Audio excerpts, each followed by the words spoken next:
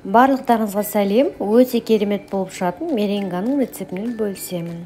Ең алдымен бөлме температурасындағы жұмыртқаның ағын бөліп аламыз. Оның үстіне 100 грамм шекерімізді салып, жақсылап көпіргенше миксерлеп аламыз.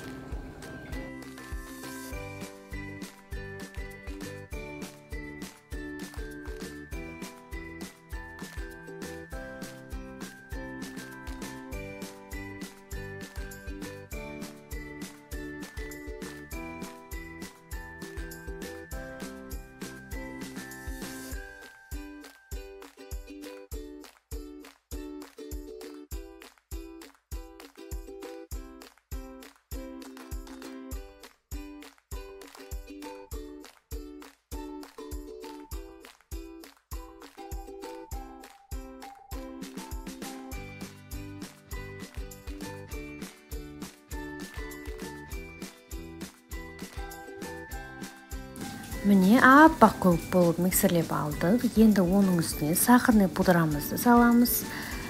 Жүгері крахмалын саламыз да лопатамен жоғарыдан төмен қарай бір қалыпты жақсылап араластырып аламыз қолмен. Міне осымен біздің меренгамыз дайын болады.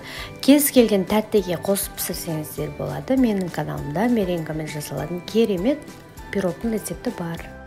Егер видео ұнаған болса, лайк басып, комментарий қалдырып, каналыма подписаться етуді ұмытпаңыздар.